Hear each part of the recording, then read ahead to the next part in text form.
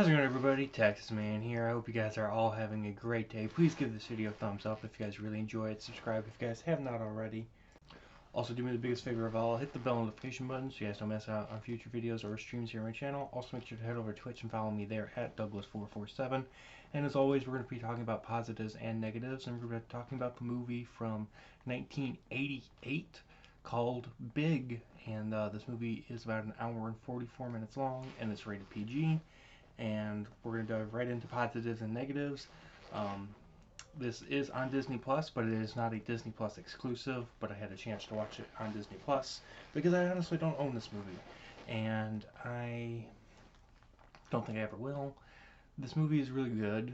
I just don't ever have the inclination to like say, "Hey, let's watch a movie," and Big is never on my list of movies I want to watch and rewatch on a consistent basis. It's one of those movies that's like it's great to watch every once in a while, but it's not one of those movies where it's like when you're talking about films, it comes up a lot in conversation.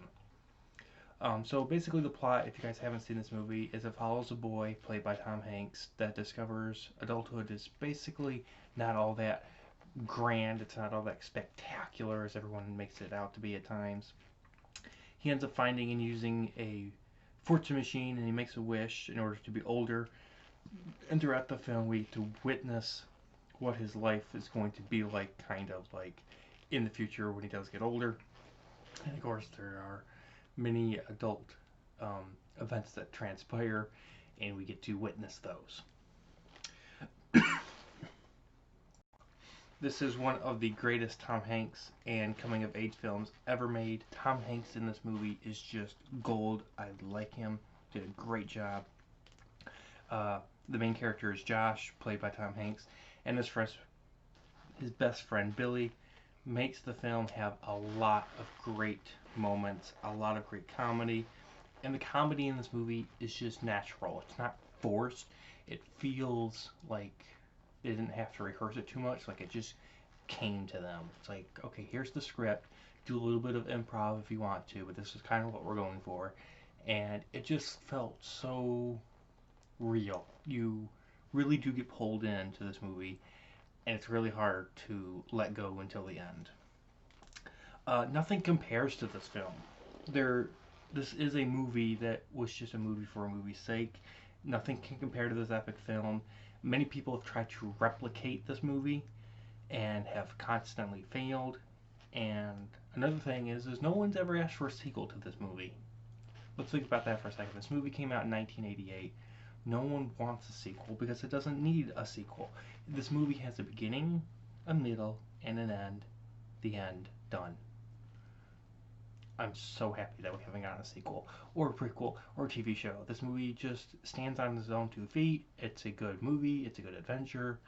Got tons of life lessons, and it doesn't need anything else to make this universe bigger. No pun intended. The romantic storyline was cute, and it was kind of sad that it didn't work out at the end, but I was like, okay, it is what it is. Memorable and iconic scenes are throughout this movie. My favorite, of course, is the dancing on the piano in the toy store, and this film has a really good conclusion. It's great to own, and it's great to rewatch on occasion. For me, personally, I just don't have any inclination to rewatch this movie again for like another 2 years or so. I'm going to be watching, obviously, a lot more other films and shows and talking about him here on the channel, and Big it just isn't going to be something I want to discuss a lot on my channel. Even before I started my YouTube channel, I never enjoyed Big as much as some people did. I understand that a lot of people grew up with it and it was kind of part of their childhood, and so it's kind of part of their fandom, but for me, I wasn't even born then. So I don't have that connection with the film as people that are older than me may. For negatives, this film doesn't do much in the realm of original ideas. Like, this movie really uses the whole be careful what you wish for film element, and it doesn't lead to a lot of originality. There's a lack of new content in film in this film, and because of that, this has a lot of predictable plot lines and character moments, and you're just watching the movie even though you know exactly what's going to come 10 minutes later, basically. There can be some corny and over the top moments. I thought Zoltar, being the fortune telling machine that grants wishes, it seems to only, for whatever reason, give Josh a wish. Um, you're going to tell me that nobody else on this entire planet has ever found Zoltar and won a wish and had to fix it.